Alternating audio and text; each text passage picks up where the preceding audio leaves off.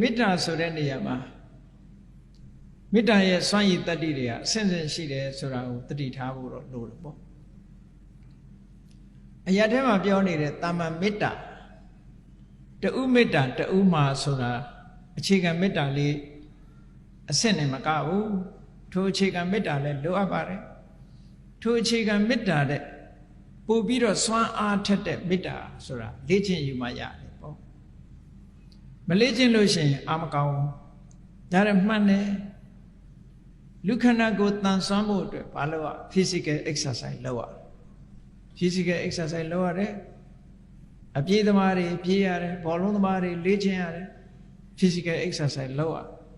ဘယ်ဟာပဲဖြစ်ဖြစ်လေ့ကျင့်ခံယူရထို့တူပဲမေတ္တာတွေစွမ်းအားထက်လာလေ့ကျင့်ခံယူဖို့လိုတယ်မေတ္တာကိုပြိုးပြီးတဲ့အခါထိုမေတ္တာတွေဟာပို့ပြီးတော့ကိုယ်တဏ္ဍာမှာခိုင်မာတဲ့ခိုင်မာလာအောင်စွမ်းရည်တွေတက်လာအောင်လေ့ကျင့်ပြီးယူဖို့လိုတယ်ဒီနေရာမှာမေတ္တာနဲ့ပတ်သက်ပြီးတော့လေ့ကျင့်နည်းအကျဉ်းလေးကိုပြောရမယ်ဆိုလို့ရှိရင်ပထမလေ့လာရမှာကမေတ္တာဆိုတဲ့သဘောတရားကိုလေ့လာခြင်းပြီဆိုလို့ရှိရင်ကိုယ်တဏ္ဍာမှာမေတ္တာဆိုတာကိုတွေ့အောင်ရှာဖို့လိုတယ်အရက်ထဲမှာတော့တဏှာရာဂနဲ့ချစ်တဲ့အချစ်ကိုမေတ္တာလို့အရက်ထဲမှာခေါ်နေတယ်အဲ့ဒါနဲ့လုံးဝမတူဘူးအဲ့ဒါနဲ့ရောထွေးသွားတတ်တယ်ဆိုလိုတာကရာဂနဲ့မေတ္တာရာဂနဲ့မေတ္တာဟာဆင်းရဲတူတယ်ဒုတိယကိုချစ်ခင်ပြီဆိုလို့ရှိရင်ဖေးပါပေးခြင်းလားမေတ္တာကလည်းတတ္တဝါတွေပေါ်မှာဖေးပါပေးတဲ့သဘောရှိတယ်အလုံးပေါ်မှာအကျိုးလိုလားတဲ့သဘောရှိတော့သဘောချင်းကနီးနေတယ်နီးနေသည့်အတွက်ကြောင့်မေတ္တာစစ်ဖြစ်ဖို့ဆိုတာအမှန်တမ်းခရင်သွားမေတ္တာကိုဘာကနေဝင်ပြီးတော့အယောင်ဆောင်တတ်တယ်လဲလို့ဆိုရင်ရာဂကမေတ္တာအယောင်ဝင်ပြီးတော့ဆောင်တတ်တယ်လှိစားမှုလို့ခေါ်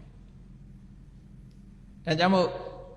နိတ္တိအထက်ကရာဆိုတဲ့ကျမ်းမှာ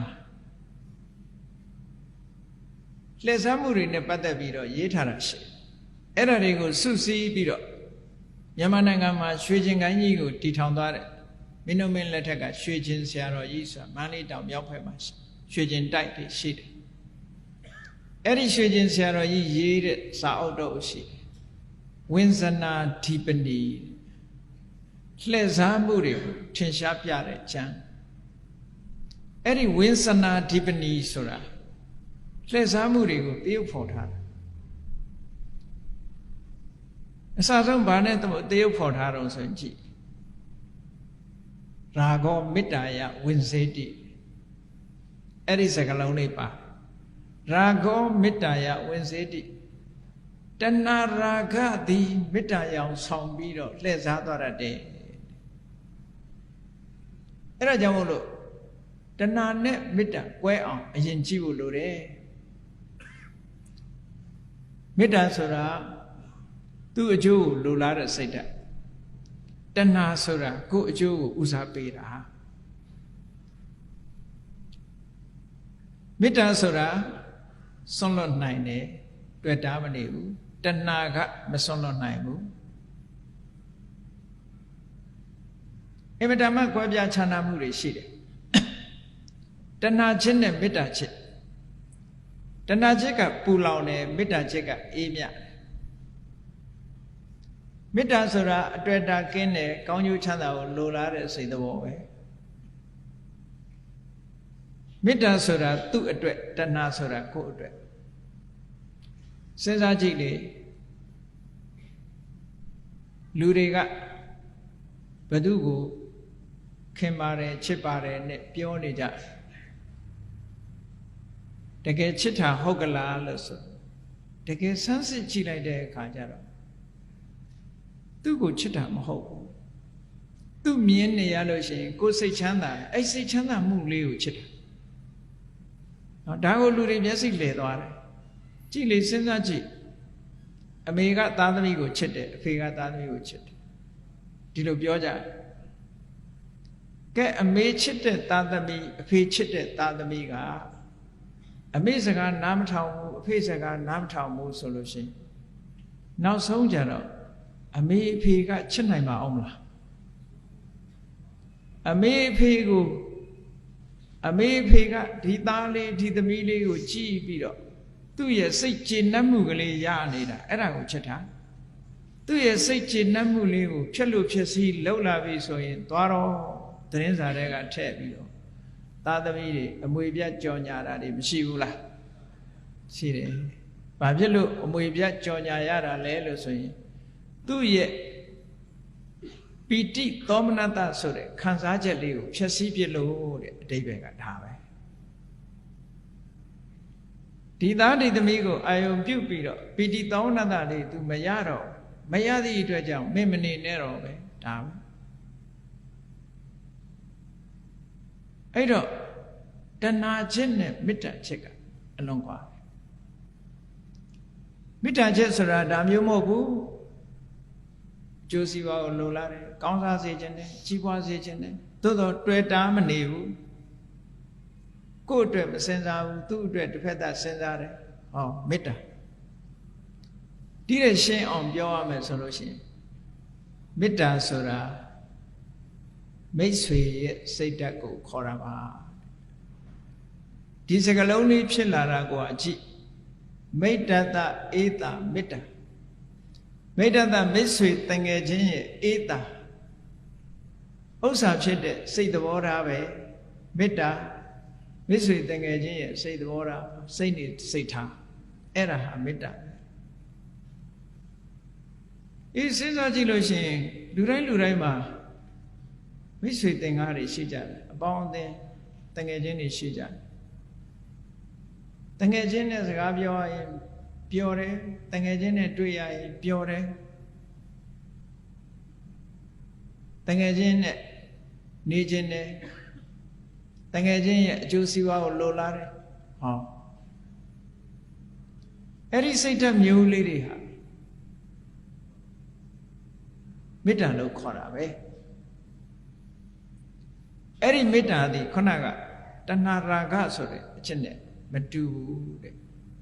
ကောင်းပြီမေတ္တာဆိုတဲ့သဘောတရားဟာအာရောဒအမုန်းကင်းစင်တဲ့သဘောတရားကောင်းကျိုးချမ်းသာကိုလိုလားတဲ့ကြီးပွားစေခြင်းတဲ့သဘောတရားလေးပဲအဲ့ဒီသဘောတရားလေးဟာမိမိရဲ့တဏ္ဍာမှာပင်ကိုကရှိနေပေမဲ့လို့လေ့ကျင့်ပေးမှအစွမ်းထက်မယ်မလေ့ကျင့်ရင်အစွမ်းမထက်ဘူးအဲ့တော့မေတ္တာဆိုတဲ့သဘောတရားကိုဘာနဲ့လေ့ကျင့်ရအာယုန်နဲ့ပဲလေ့ကျင့်စိတ်တစ်ခုကိုထက်မြက်လာအောင်လေ့ကျင့်ခြင်းအာယုန်နဲ့လေ့ကျင့်ဓာတ်ထက်အောင်ဘာနဲ့လုပ်ရကြောက်နဲ့သွေးရတယ်ကြောက်ပေါ်တင်ပြီးတော့သွေးမှဓာတ်ထက်တယ်ထို့တူပဲဒီမေတ္တာစိတ်ဓာတ်လေးဟာခိုင်မာကြီးထွားလာအောင်ဘာနဲ့လုပ်ရအာယုန်နဲ့လုပ်ပေးရမယ်အာယုန်ပေါ်တင်ပြီးတော့လေ့ကျင့်ရမေတ္တာလေ့ကျင့်ခန်းကိုဘုန်းကြီးတို့ဝိသုဒ္ဓိမေကျမ်းကြီးမှာရှင်းရှင်းလင်းလင်းရေးထားတာရှိတယ်မေတ္တာကိုလေ့ကျင့်ခန်းလုပ်တဲ့အနည်းတစ်ခု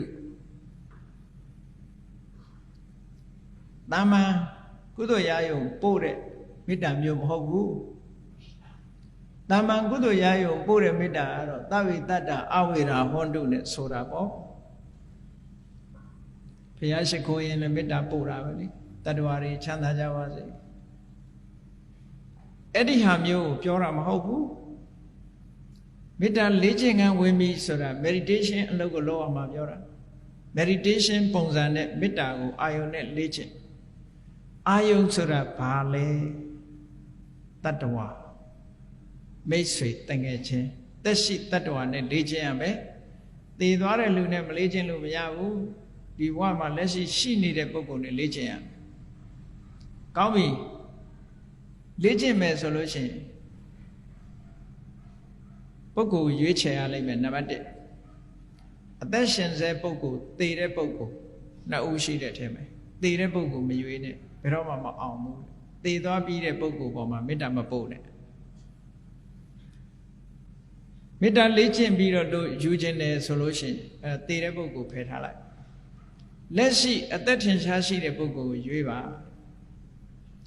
အဲ့ဒါလို့ရွေးတဲ့အခါမှာလည်းပဲလူကို၃မျိုးလောက်ခွဲလိုက်၃မျိုးလောက်ခွဲလိုက်တူကကိုယ်နဲ့အမတန်ခင်မင်ရင်းနှီးတဲ့ပုဂ္ဂိုလ်ဟောတာကတူဟိုတူကခင်လည်းမခင်မုန်းလည်းမမုန်းတဲ့တာမန်ပုဂ္ဂိုလ်နောက်တူကမုန်းတဲ့ကိုရန်သူဟော၃မျိုးခွဲလိုက်ပုဂ္ဂိုလ်၃စားရှိလူတိုင်းဟာဒီလို၃စားရှိနေမှာပဲအများအားဖြင့်ဒါရေပုံရအားဖြင့်ပြောတဲ့စကားပေါ့အဲ့ဒီထဲမှာဘယ်ပုဂ္ဂိုလ်ကိုရွေးရမလဲမေတ္တာစပြီးတော့ပြိုးတော့မယ်ဆိုလို့ရှိရင်ကိုယ်နဲ့ခင်လည်းမခင်မုန်းလည်းမမုန်းတဲ့ပုဂ္ဂိုလ်ကိုသွားရွေးမယ်ဆိုရင်မေတ္တာပြိုးဖို့ခက်လိမ့်မယ်ဘာဖြစ်လို့လဲဆိုသူ့ပေါ်မှာခင်မမခင်တာကိုအဲ့တော့သူ့ကိုရွေးလို့မဖြစ်ဘူးပထမအနေနဲ့ရန်သူကိုရွေးမလားဆိုဟာရန်သူသွားရွေးရင်တော့ဒေါသဖြစ်မှာပဲမေတ္တာပြိုးလို့မရဘူးဒါကြောင့်မို့ရန်သူကိုလည်းမရွေးနဲ့အဲ့တော့ပိယပုဂ္ဂလဆိုတာ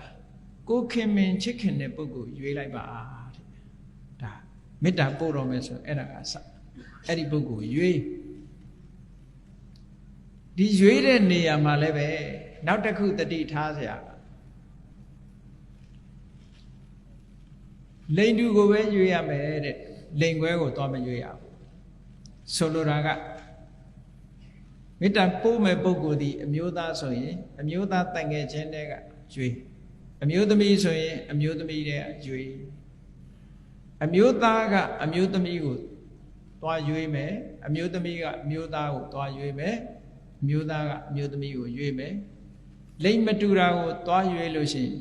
မေတ္တာဖြစ်မဲ့အစားတဏှာရာဂတွေဖြစ်တာတတ်တယ်အန္တရာယ်ရှိတယ်ပေါ့ဒါကြောင့်အဲ့ဒါလို့မရွေးရဘူးအမျိုးသားဆိုရင်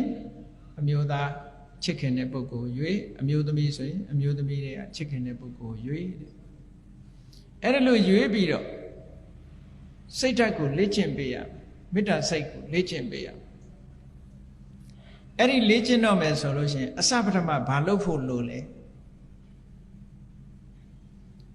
နှိုင်းရှင်မှုဟာအမှန်တမ်းအရေးကြီးမြန်မာလူပြောရင်ဗမာလူမျိုးတွေပြောတဲ့စကားကိုချင်းစာတရားဆိုတာမရှိဘူးလားရှိတယ်ကိုချင်းစာတရားထားတတ်ဖို့အတွက်ကိုအရင်ဆုံးကိုစဉ်းစားလိုက်ပါမေတ္တာပို့လိုက်ပါကိုမေတ္တာပို့တာကတော့ဒါကဘာဝနာအတွက်မဟုတ်ဘူးလေ့ကျင့်တာမဟုတ်ဘူးလွယ်အောင်လို့ပြင်ဆင်လိုက်တဲ့သဘောပဲဆိုပါစို့မေတ္တာပို့တဲ့အခါမှာချမ်းသာပါစေလို့ပြောကြတာလားသို့မဟုတ်ကျမ်းမာပါစေလို့ပြောကြတာလားသို့မဟုတ်အဆင်ပြေပါစေလို့ပြောကြတာလားတခုခုပဲကိုကြိုက်တဲ့ဟာနဲ့ပြောလို့ရတယ်ကျမ်းမာပါစေလို့ပြောချမ်းသာပါစေလို့ပြောအရာခတ်သိမ်းမှာအဆင်ပြေပါစေလို့ပြောအောင်မြင်ကြီးပွားပါစေလို့ပြောဘာနဲ့ပြောပေါ့အဲ့ဒီအတွေးလေးကိုထိုပုဂ္ဂိုလ်ပေါ်မှာပြောရမယ်ဆိုပါစို့ဘုန်းကြီးတို့တွေယောက်ျားဆိုရင်ယောက်ျားကလေးတန်ငယ်ချင်းမိန်းကလေးဆိုမိန်းကလေးတန်ငယ်ချင်းပေါ့ခုခေတ်တည်း friend တွေအများတယ် girlfriend boyfriend ကိုယ့်အကိုယောက်ျားလေးဆိုယောက်ျားလေးတန်ငယ်ချင်းကိုရွေးမိန်းကလေးဆိုမိန်းကလေးတန်ငယ်ချင်းရွေးပြီးတဲ့အခါကိုတယောက်တည်းနေတဲ့အချိန်လေးမှာထိုပုဂ္ဂိုလ်ရဲ့မျက်နှာစိတ်ထဲမှာပေါ်လာအောင်ပုံဖော်လိုက်ပုံဖော်လို့မရဘူးဆိုရင်ဓာတ်ပုံလေးတစ်ခုတောင်းကိုရှိမှချပေါ့ဓာတ်ပုံနဲ့ကြည့်ပြီးတော့ပုံဖော်ပေါ့စိတ်ထဲမှာပုံဖော်လို့ရရင်စိတ်ပုံဖော်လိုက်သူ့ရဲ့ပြုံးရွှင်နေတဲ့မျက်နှာကြည်နူးနေတဲ့မျက်နှာလေးကိုကြည့်ပြီးတော့အစင်ထာဝရပြုံးနိုင်ပါစေချမ်းသာပါစေကျမ်းမာပါစေရှင်လန်းပါစေကိုလိုချင်တဲ့စကားလုံးလေးတစ်ခုနဲ့အသုံးချပြီးတော့ အဲ့ဒီစိတ်ကလေးထပ်တလဲလဲဖြစ်နေအောင် repetition လုပ်တာခေါ်ထပ်ပြီးတော့ဖြစ်တခါတည်းမဟုတ်ခုခေတ်သချင်းဆိုတဲ့အခါ repeat တွေပေါ်တော့ပေါ့လားထပ်ကြော့နေတာလေအဲ့တော့မေတ္တာကြော့နေရဘယ်နဲ့ပြန်ကြော့ရမလို့ဆိုရင်တဏှာကြီးလုံးရင်တဏှာကြီးလုံးကြော့နေရမှာပဲအဲ့ဒါလို့ဓာများသွေးတဲ့အခါမှာကြောက်နေတယ်လို့ပုတ်နေတယ်လို့ပဲဒီချမ်းသာပါစေဆိုတဲ့စိတ်ကလေးနဲ့ခုနကပိယပုဂ္ဂိုလ်နဲ့ပုတ်ပေးနေရအဲ့ဒါလေ့ကျင့်နေတာလို့ခေါ်တယ်အဲ့ဒါလို့ပုတ်ပေးနေလိုက်တဲ့အခါမှာဘယ်လိုအနေထားထီအောင်ရောက်လာတယ်လဲလို့ဆိုရင်ဘယ်နေရာသွားဒီပုဂ္ဂိုလ်ရဲ့မျက်နှာပဲမြင်နေတယ်မျက်စိတွေကဒီပုဂ္ဂိုလ်မျက်နှာမထွက်အိပ်မပြောသေးခင်သူ့မျက်နှာပဲမြင်နေတယ်တခြားအသိမမြင်စိတ်ကအဲ့ဒီပုံမှာပဲစိတ်ဟာငြိမ်ကြလာပေါ့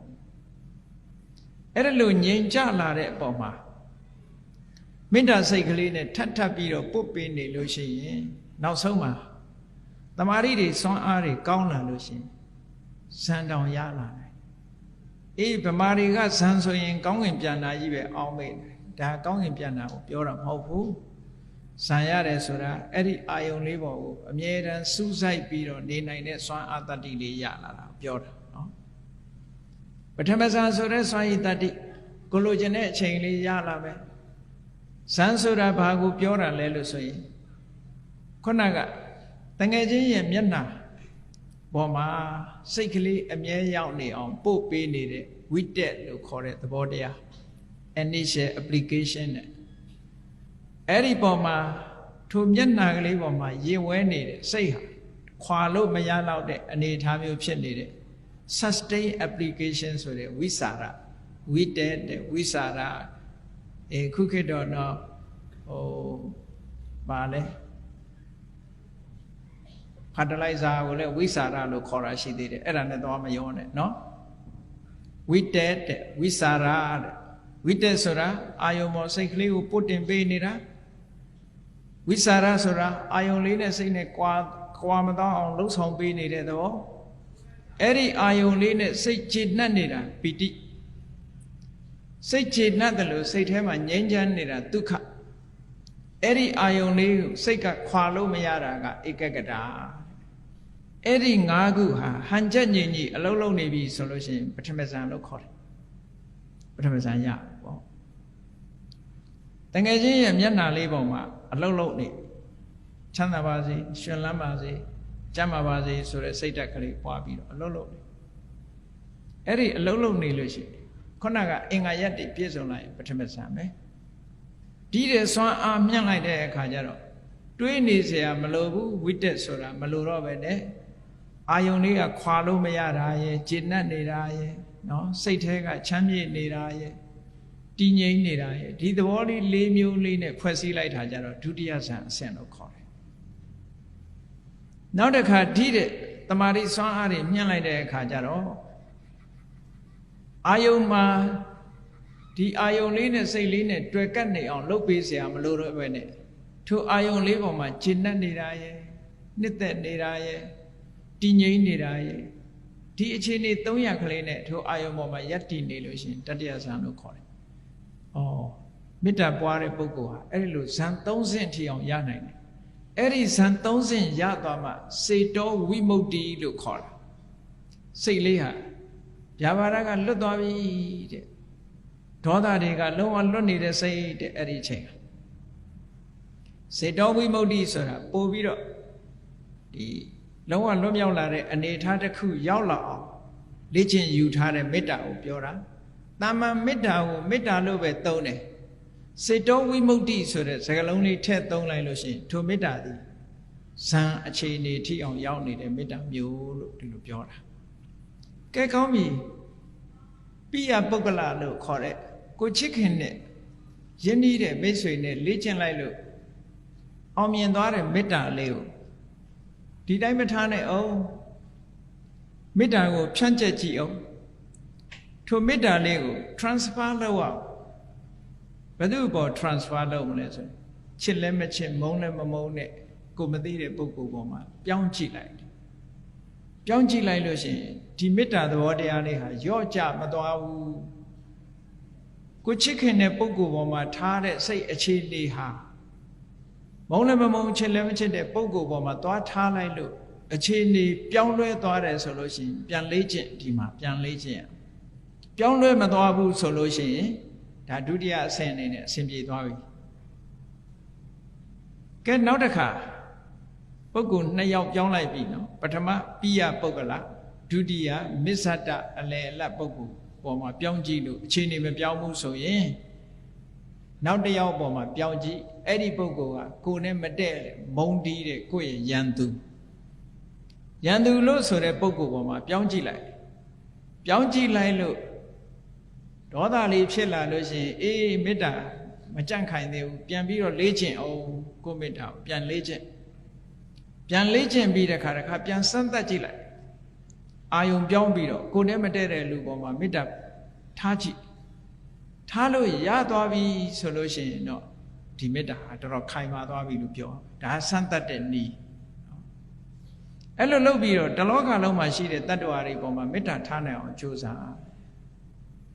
နောက်ဆုံးမှာလူ၄ယောက်ကြည့်လိုက်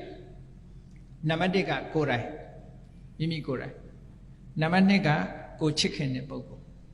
နံပါတ်3ကချစ်လည်းမချစ်မုန်းလည်းမမုန်းတဲ့တာမန်ပုဂ္ဂိုလ်နံပါတ်4ကယန္တုအဲ့ဒီပုဂ္ဂိုလ်၄ယောက်ထိုပုဂ္ဂိုလ်၄ယောက်သည်အပိုင်းအခြားတွေလူဆိုတာကိုပိုချစ်တတ်တယ်နော်ကိုပိုချစ်တတ်တယ်အဲ့ဒီ၄ယောက်ကိုယန္တုလို့လည်းမမြင်တော့ကိုလို့လည်းမမြင်တော့ဘူးကိုမိတ်ဆွေလို့လည်းမမြင်တော့ဘူးဟုတ်လားကိုနဲ့မသိတဲ့ပုဂ္ဂိုလ်လို့လည်းမမြင်တော့ဘူးကိုယန္တုလို့လည်းမမြင်တော့ဘူးအားလုံးဒီ၄ယောက်စလုံးဟာတစ်မျိုးတည်းတစ်ခုတည်းမြင်သွားပြီဆိုလို့ရှိရင်ဒီလူရဲ့မေတ္တာဟာအစွမ်းထက်ဆုံးအဆင့်ရောက်သွားပြီပေါ့အဲ့ဒါကိုဥပမာလေးတစ်ခုပေးထားတယ်နော်ဒီပုဂ္ဂိုလ်၄ယောက်ကိုဆိုပါစို့ရှင်းတော့ကလူကိုတတ်ပြီးတော့ရစ်ပူဇော်တဲ့အလေးထားရှိတယ်တောထဲမှာနေတဲ့ယဟန်နေဒီလိုပဲရစ်ပူဇော်တာခံလိုက်ရတာမျိုးတွေရှိတယ်အဲ့ဒီမှာလာပြီးတော့တောင်းမယ်ရစ်ပူဇော်ဖို့အတွက်တယောက်လိုက်ခဲ့ပါပေါ့တယောက်လိုက်ခဲ့ပါဆိုလို့ရှိရင်အဲ့မှာနေနေတာကမိမိကိုယ်တိုင်ရဲ့ကိုယ်မိတ်ဆွေရဲ့တာမန်ပုဂ္ဂိုလ်တယောက်ရဲ့ကိုယ်နဲ့မတည့်တဲ့ပုဂ္ဂိုလ်တယောက်၄ယောက်ရှိတယ်အဲ့၄ယောက်ထဲကနေဘယ်သူပေးမလဲဘုန်းကြီးတို့စဉ်းစားကြည့်ကြတယောက်ယောက်တော့လိုက်ရမှာဘယ်သူပေးမလဲကိုယ်စိတ်ထဲဘယ်သူပေးမလဲဟောသူတို့၃ယောက်တော့နေပါစေငါပဲအနစ်နာခံလိုက်ပါမယ်ဆိုရင်ကိုယ့်ကိုယ်ပေါ်မှာမေတ္တာပြတ်တယ်ရောက်တယ်ဟောသူမေတ္တာမဟုတ်သေးဘူးမမျှတာဘူးလို့ပြောအဲ့လိုမဟုတ်ဘဲနဲ့ငါနဲ့မတည့်တဲ့ကောင်လိုက်သွားဆိုလို့ရှိရင်ဟာရန်သူပေါ်မှာအမုန်းစိတ်မပြောင်းသေးတာပဲအဲ့ဒီ၄ယောက်စလုံးကိုတယောက်မှမပေးနိုင်ဘူးအားလုံးဟာတူတူပဲဖြစ်နေဘယ်သူ့ကိုမှရွေးလို့မရတော့ဘူးဆိုလို့ရှိရင်အဲ့ဒီမေတ္တာဟာကန့်တတ်ချက်တွေကြော်ဖြတ်သွားတဲ့အမြဲတမ်းခိုင်မာတဲ့မေတ္တာတရားဖြစ်သွားပြီလို့ဒီလိုဆိုတာအေးအဲ့လိုလေ့ကျင့်ပြီးတဲ့အခါတလောကလုံးမှာရှိတဲ့တတ္တဝါတွေပေါ်မှာမေတ္တာတရားကိုဖြန့်ကျက်ပြီးတော့နေမယ်ဆိုလို့ရှိရင်ဒေါသဆိုတာလုံးဝလာလို့မရတော့ဘူးတဲ့နောက်ဆုံးမှာထိုမေတ္တာကိုအခြေခံပြီးတဲ့အခါမှာဘာလို့อ่ะထိုမေတ္တာစိတ်ဓာတ်မှာပါတဲ့သဘာဝတရားတွေကိုရှုမှတ်ဆင်ခြင်ပွားများအထောက်လိုက်ထိုမေတ္တာနဲ့ရှင်ပြီးတော့ဖြစ်ပေါ်လာတဲ့စိတ်အခြေအနေတွေကနန္တရားထိုမေတ္တာရဲ့တရားနှလုံးသားကရုပ်တရားဟောရုပ်နဲ့နာနဲ့ဒီနှမျိုးရှိတယ်ဆိုတာကိုသဘောပေါက်လာလို့ရှိရင်ဒါဝိပဿနာလမ်းကြောင်းပဲစဝင်လာတာပဲသမထကနေဝိပဿနာပြောင်းတယ်လို့ခေါ်တယ်မေတ္တာစိတ်ဓာတ်ကိုရှုတာဟာနန္တရားကိုရှုတာထိုမေတ္တာစိတ်ဓာတ်ရဲ့တရားမိယာနှလုံးသားရုပ်တရားတွေကိုရှုတာကရုပ်ကိုရှုတာရုပ်နဲ့နာနဲ့ကွဲသွားပြီဆိုရင်နာမရူပပြိစ္ဆေဒညာအဲ့ဒီယုံနာနှစ်ခုကွဲသွားပြီးတဲ့အခါဒီယုတ်ဒီနာနေဟာဘာကြောင့်ဖြစ်တာတုံးလို့ အကြောင်းတရားကိုလေ့လာသုံးသပ်နိုင်တဲ့အသိဉာဏ်တစ်မျိုးထပ်ဆင့်ရလာပြီဆိုရင်ပစ္စယပရိက္ခဉာဏ်အဲ့ဒီဉာဏ်နှမျိုးကိုအခြေခံပြီးတော့ဒီယုံနာဓမ္မသင်္ခါရတွေနဲ့အသိဉာဏ်လေးနဲ့ဆက်ပြီးတော့အလုပ်လုပ်သွားတဲ့အခါမှာမမြဲတဲ့သဘောတွေတွေ့လာတယ်ဖြစ်ပြီးပြတ်သွားတဲ့သဘောတွေတွေ့တယ်ဖြစ်ပြမှုတွေကအမြဲတမ်းနှိမ့်ဆက်နေတဲ့ဒုက္ခသဘောတွေတွေ့လာတယ်မဖြစ်ရအောင်မပြတ်ရအောင်ကိုယ်မှာစွမ်းရင်တတ္တိတွေမရှိဘူးဆိုတာသိလာတယ်ကိုယ်ဆန္ဒအတိုင်းမဖြစ်ဘူးဆိုတာသိလာတဲ့အနတ္တသဘောတွေပေါ်လာတယ်အဲ့ဒါလို့မေတ္တာနဲ့ပတ်သက်ပြီးတော့ယုတ်တရားနံတရားတွေပေါ်မှာအနိစ္စလို့လည်းရှုနိုင်လာတယ်ဒုက္ခလို့ရှုနိုင်လာတယ်အနတ္တလို့ရှုနိုင်လာတယ်သမထနာဉာဏ်အဲ့ဒီကနေပြီးတော့ဆက်လက်ပြီးဖြစ်တာပြတ်တာလေးကြီးပဲအာယုံစိုက်မိလာတဲ့အခါကျတော့ဥရိယဗျဉာဏ်ထိုဥရိယဗျဉာဏ်ကနေပြီးတော့ရင့်တန်လာတဲ့အခါကျတော့ဖြစ်တာဆိုတာကိုတည်ပြီးတော့အာယုံမပြုတ်နိုင်တော့ဘူးပြက်နေတာတွေကဉာဏ်လွန်အားရှိသည့်အတွက်ကြောင့်အပြက်ပဲမြင်နေတာမျိုးကြတော့ဘေငါဉာဏ်လို့ခေါ်တယ်အဲ့ဒါလို့ပြက်တာတွေကြီးမြင်နေသည့်အတွက်ကြောင့်စိတ်ထဲမှာဘာပေါ်လာတယ်ဉာဏ်ထဲမှာဘာပေါ်လာတာဟာပြက်နေတာဟာကြောက်เสียကြီးပါလားလို့ကြောက်เสียကြီးပါလားလို့တွေးလာတာအဲ့ဒါဘယဉာဏ်လို့ခေါ်တယ်ကြောက်เสียလို့မြင်လာတဲ့အခါကျတော့အေးဖြစ်ပြမှုတွေကနှိမ့်ဆက်လို့စိတ်ပြက်เสียညှင်းငွေ့เสียကြီးပါလားအပြစ်တွေကိုမြင်လာတယ်ပြက်နေတဲ့အရာကြီးဟာတွေ့တာเสียမကောင်းဘူးလို့အပြစ်တွေကိုမြင်လာရင်အာထိနဝညာအပြစ်တွေမြင်လာတဲ့အခါကျတော့မလိုချင်တော့ဘူးညှင်းငွေ့လာတယ်စွန့်လွတ်ချင်လာတယ်ညှင်းငွေ့လာတယ်နေဗိဒညာညှင်းငွေ့လာတဲ့အခါကျတော့လွတ်ချင်လာတယ်ဒါတွေကိုလွတ်ချင်လာတယ်မလိုချင်တော့ဘူးမုံစီတုကမြတညာအဲ့ဒီကနေပြီးတော့လွတ်ဖို့ရာအတွက်လွတ်ရလွတ်ကြောင်းကိုပြန်လီပြီးတော့ဆင်ញင်စဉ်းစားတာကြတော့ပဋိသင်္ခာညာပြန်လီစဉ်းစားရင်းကနေပြီးတော့သင်္ခါရတရားတွေရဲ့သဘာဝအပေါ်မှာနေသားတခြားဖြစ်သွားပြီးတော့စိတ်လှုပ်ရှားမှုတွေနည်းသွားပြီးတည်ငြိမ်မှုတွေအသိဉာဏ်တွေကလွှမ်းမိုးလာပြီဆိုရင်သင်္ခါရုပ္ပခဉာဏ်လို့ခေါ်တယ်အဲ့ဒီသင်္ခါရုပ္ပခဉာဏ်ရင့်တန်သွားပြီဆိုလို့ရှိရင်ဟောဒီဗျာပါဒဆိုတဲ့သဘာဝတရားကိုအစဉ်စဉ်ပယ်ရှားသွားနိုင်တဲ့သောတပတ္တိမဲ့သောတပတ္တိဖို့သဂရဂါမိမဲ့သဂရဂါမိဖို့အနာဂါမိမဲ့ဆိုတာလဲပေါ်လိုက်ရောဒေါသဆိုတာဘယ်တော့မှပြန်မလာတဲ့လမ်းရောက်သွားတယ်အမုန်းတရားဆိုတာနှလုံးသားထဲမှာလက်ကြံမရှိတော့အနာဂံဖြစ်သွားပြီဆိုရင်အမုန်းတရားလက်ကြံမရှိတော့ဘူးတဲ့မေတ္တာပွားလို့ရှိရင်အမုန်းတရားဟာပြန်ထလာနိုင်သေးတယ်အခုခေတ်ယောဂစစ်တယ်လို့စစ်ကြည့်လို့ရှိရင် positive ဖြစ်နေအောင်မယ်နော် positive ဖြစ်လိမ့်မယ်နှလုံးသားထဲမှာအမုန်းရှိသေးသလားလို့ဆေးစစ်တယ်လို့စစ်ကြည့်ရင် positive တွေးလိမ့်မယ်အနာဂါမိမဲ့ရသွားတာနဲ့တပြိုင်နက် negative ဖြစ်သွားပြီလုံးဝမရှိတော့အဲ့ဒါကြတော့ဒေါသဆိုတဲ့စိတ်ရဲ့လှုပ်ရှားမှုစိတ်ရဲ့ပူပန်စေတတ်တဲ့သဘာဝတရားကနေပြီးတော့လုံးဝထွက်ပေါက်မေတ္တာတရားမေတ္တာတရားကိုအခြေခံတဲ့အနာဂါမိမဲ့ညာအနာဂါမိဖို့ညာဟာဒေါသရဲ့လုံးဝထွက်ပေါက်ဖြစ်ပါတယ်။ဟောဒေါသဆိုတာလာခြင်းလို့မလာတော့ဘယ်တော့မှဒေါသဆိုတဲ့သဘာဝတရားဟာမိမိတဏ္ဍာမှာဖြစ်လာမှာမဟုတ်ဘူး။အစဉ်ထာဝရငြိမ်းချမ်းတဲ့အနေတစ်ခုရရှိသွားနိုင်တယ်။ဒါကြောင့်မို့မြတ်စွာဘုရားကဟောတယ်ယတိတံမေတ္တာစေတောဝိမု ക്തി စိတ်ရဲ့လွတ်မြောက်မှုလို့ဆိုတဲ့ဒီမေတ္တာတရားဟာတဲ့ဗျာပါဒတ္တစိတ်ထဲမှာအလိုမကျနေတဲ့ဒေါသရဲ့နေတရဏံထွက်ပေါက်ပါပဲဟောဒီနည်းနဲ့သာလင်စစ်မှန်တဲ့ထွက်ပေါက်ကိုရနိုင်တယ်နောက်ဆုံးဒေါသဆိုတာဘလို့မှစိတ်ဆိုးအောင်လုပ်လေစိတ်ဟာဘယ်တော့မှဆိုးလာတာမရှိတော့ဘူးဘုန်းကြီးတို့တွေစဉ်းစားကြည့်ဗျာပါဒဆိုတဲ့ဒေါသလူတိုင်းဖြစ်ဖူးကြတယ်ဖြစ်တဲ့အချိန်မှာဘလို့ခံစားရတယ်လဲစိတ်တည်ငြိမ်နေမှုတွေလုံးဝပျက်စီးသွားတယ်နှလုံးခုန်မှုတွေပြင်းထန်လာတယ်မျက်နှာတွေหนีရဲလာတယ်သွေးခုန်မှုတွေပြောင်းလဲလာတယ်နှလုံးကနေလှုပ်ဆော်လာသည့်အတွက်ကြောင့်ဘာဖြစ်လဲနှုတ်ခမ်းကအတန်ကမဟုတ်တဲ့အတန်တွေမဟုတ်တဲ့စကားတွေပြောလာတယ် လက်ကလည်းပဲအန္တရာယ်ပြုမဲ့အမှုမျိုးတွေဖြစ်လာတယ်ဟောဒေါသရဲ့ဆွမ်းဆောင်မှုတွေပဲအဲ့ဒါလို့ဒေါသဆိုတဲ့အမုန်းတရားဟာနှလုံးသားထဲမှာလုံးဝမကြမ်းအောင်ဖြည့်ရှင်းပြလိုက်နိုင်တာဒါထွက်ပေါက်အစ်စ်ပေါ့ဒါကိုဆိုလိုတယ်မြတ်စွာဘုရားကိုမြတ်အေးထို့တူပဲနောက်ထပ်ထွက်ပေါက်တစ်ခုကဘာလဲ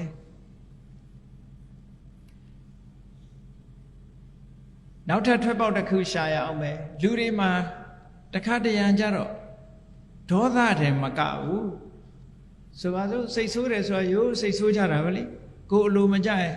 မိဘကသားသမီးကိုစိတ်ဆိုးတယ်နော်တငယ်ချင်းချင်းချင်းစိတ်ဆိုးကြတယ်အဲ့ဒီလိုစိတ်ဆိုးတယ်ဆိုတဲ့ထဲမှာတတ်ချင်ဖြတ်ချင်တာဆိုတာပါလားမပါဘူးနော်မိဘကသားသမီးကိုစိတ်ဆိုးတယ်ဆိုတဲ့နေရာမှာဒီကောင်သေအောင်လုပ်မယ်ဆိုရင်စိတ်ပါရလားမပါဘူးနော်အေးအဲ့ဒီစိတ်ဓာတ်မျိုးပါလာပြီဆိုလို့ရှိရင်သူ့ကိုဘာခေါ်လဲဆိုတော့ဝိဟေတာလို့ခေါ်တယ်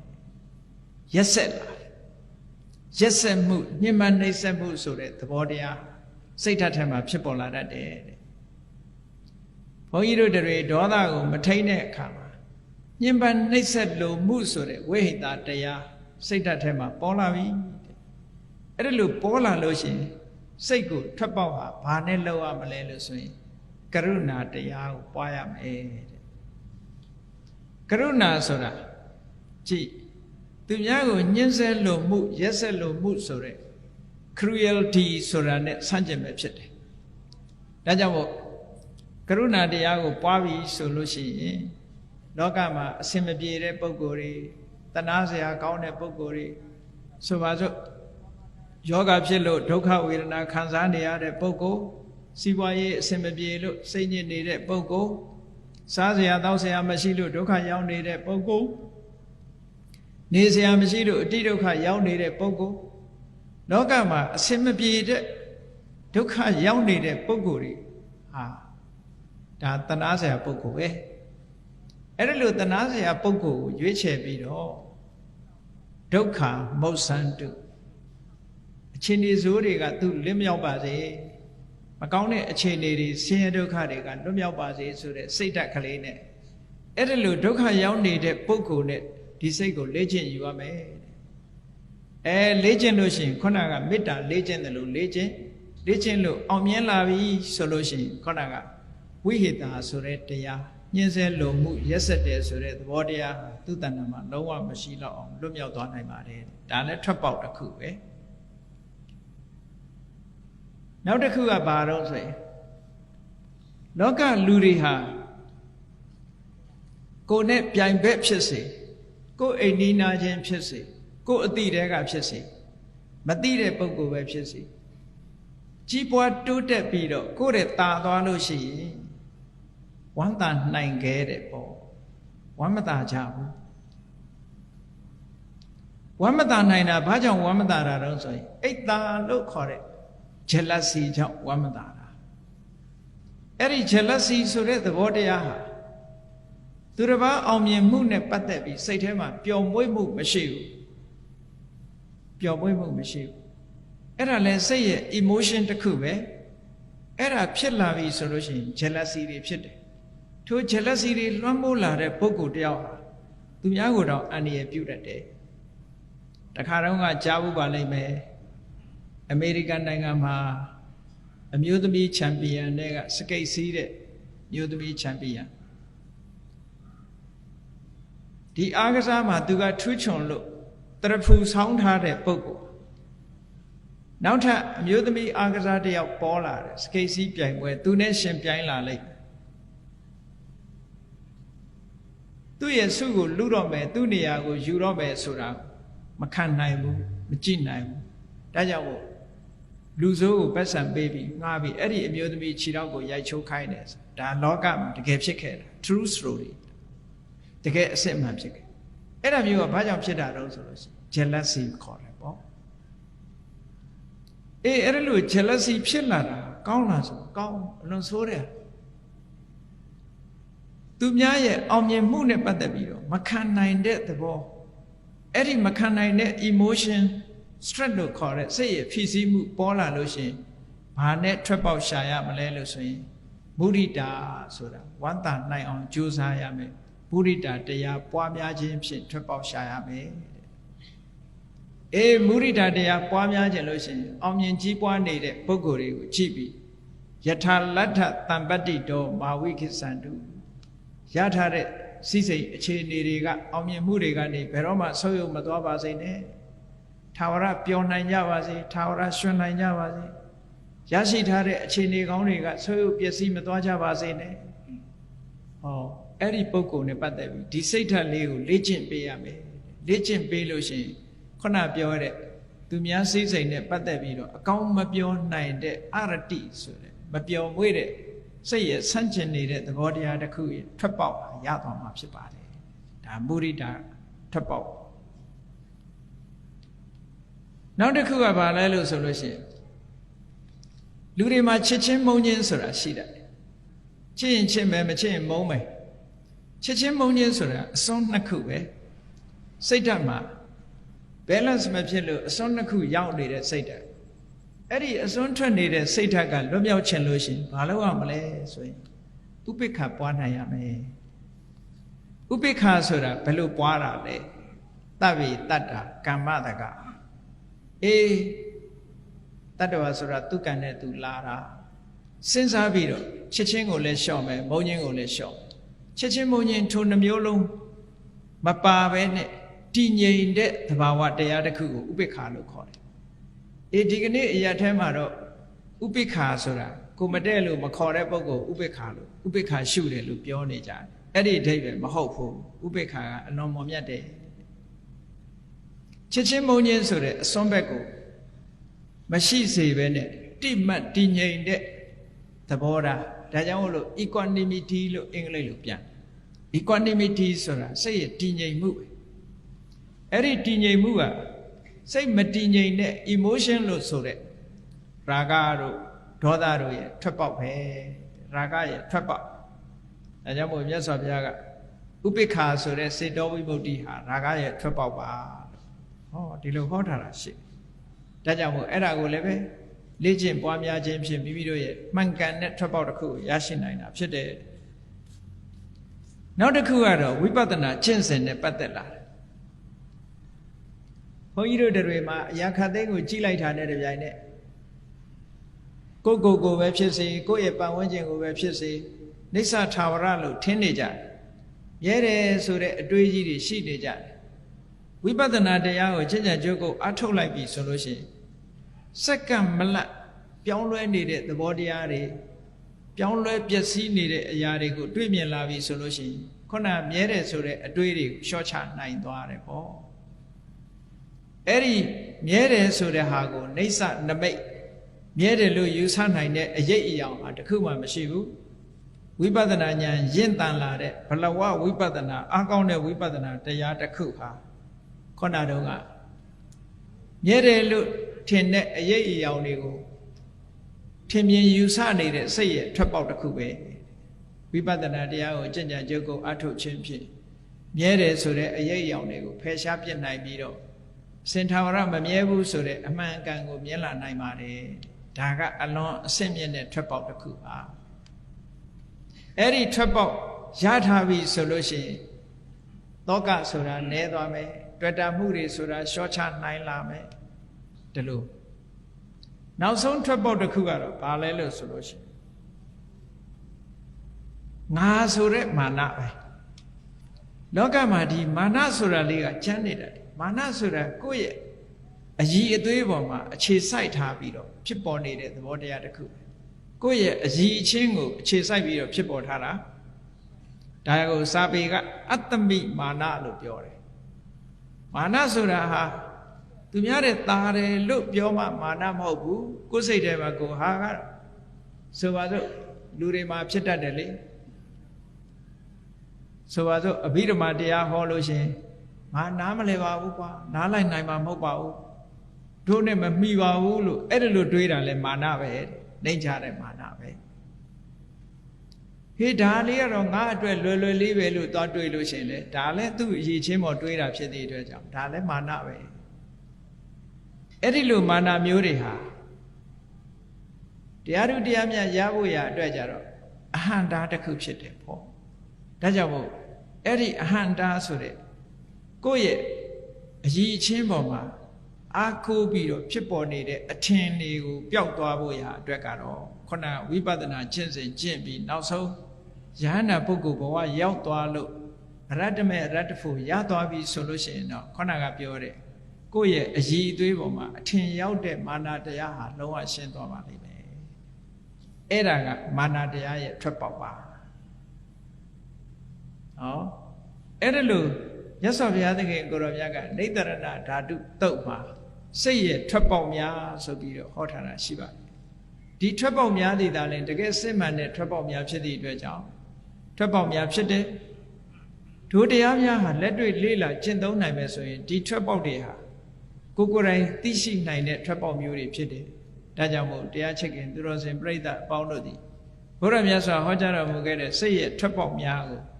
လက်တွေ့ကြကြအသုံးချပြီးတော့မိမိတို့ရဲ့စိတ်ထဲမှာအကျဉ်းကျတွေ့လာတဲ့ဒေါသဆိုတဲ့ emotion တွေနော်ဝိဟိတာဆိုတဲ့ emotion တွေအရတိမပြောင်းမွေ့နိုင်တဲ့ emotion တွေရာဂဆိုတဲ့တတ်မဲ့တဲ့ emotion တွေသင်္ခါရတရားတွေနဲ့ပတ်သက်ပြီးတော့မြဲတယ်ဆိုတဲ့အထင်နမိတ်တွေကိုထင်းနေတဲ့အရည်အသွေးပေါ်မှာအခြေပြုပြီးတော့ထားတဲ့မာနတွေအဲ့ဒီ emotion တရားတွေရဲ့ထွက်ပေါက်ကိုတကယ်လုံးဝလွတ်မြောက်နိုင်တဲ့ထွက်ပေါက်တွေမေတ္တာတို့ကရုဏာတို့မုဒိတာတို့ဥပိ္ပခာတို့ဝိပဿနာနဲ့အရဟတမေဉာဏ်များတာဖြစ်တယ်လို့ဘုရားမြတ်စွာဟောကြားတော်မူခဲ့တာဖြစ်ပါတယ်ဒါကြောင့်မို့တရားချစ်ခင်သူတော်စင်ပြိဿတို့သည်အစစ်စစ်မိမိတို့တဏ္ဍမှာလေ့ကျင့်ယူခြင်းဖြင့်အဆိုပါတရားတွေဟာလူတိုင်းနဲ့သက်ဆိုင်ပြီးတော့ရနိုင်တဲ့တရားတွေဖြစ်တဲ့အကြောင်းကိုယ်တိုင်သိရှိနားလည်ပြီးတော့မိမိတို့မှာထွက်ပေါက်ကိုမှန်ကန်တဲ့နိလန်းနဲ့ရအောင်ရှာခြင်းဖြင့်သာဝရငြိမ်းတဲ့အငြိမ့်တတ်ကိုယ်စီကိုယ်ငှမျက်မှောက်ပြုနိုင်ကြပါစေကုန်သတည်း